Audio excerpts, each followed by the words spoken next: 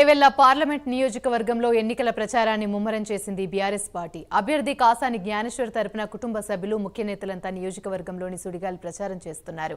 Maheshwaram assembly నియోజకవర్గంలోని లేమూర్ గ్రామంలో కాసాని కుటుంబ సభ్యులు ఇంటింటికి తిరిగి ప్రచారం చేశారు. బీఆర్ఎస్ ప్రభుత్వ హయాంలో అందరికీ సంక్షేమ పథకాలు అందాయని గుర్తు చేశారు. సబ్బండ వర్గాల కాసాని జ్ఞానేశ్వర్ వైపు ఉన్నారని, గెలుపు ఖాయమని ధీమాతో ఉన్నారు.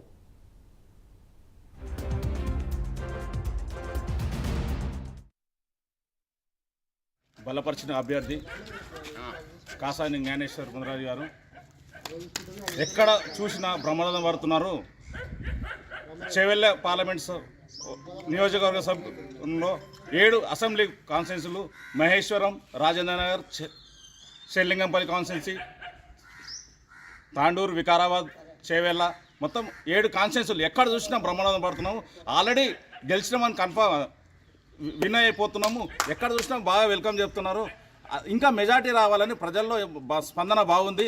జ్ఞానేశ్వర్ గారు జిల్లా పరిషత్ చైర్మన్ ఉన్నప్పుడు, ఎమ్మెల్సీగా ఉన్నప్పుడు మా బాబాయ్ కాసాని జ్ఞానేశ్వర్ గారు ఎన్నో సేవలు చేశాడు, ఎన్నో కార్యక్రమాలు చేశాడు. అభివృద్ధి అనేది అప్పుడు బాగా చేశారు.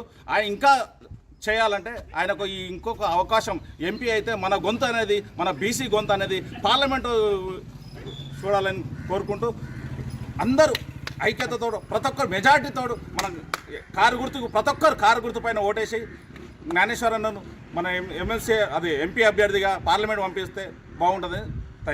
మన తెలంగాణ మొట్టమొదటి ముఖ్యమంత్రి కేసీఆర్ గారు బీసీ మరియు 93 కులాల రాష్ట్ర అధ్యక్షుడిగా ఉన్న కాసాని జ్ఞానేశ్వర్ గారిని చేవెళ్ళ బీఆర్ఎస్ ఎంపీ అభ్యర్థిగా నియమించినందుకు చాలా గర్వకరంగా మరియు రుణపడి ఉన్నాము.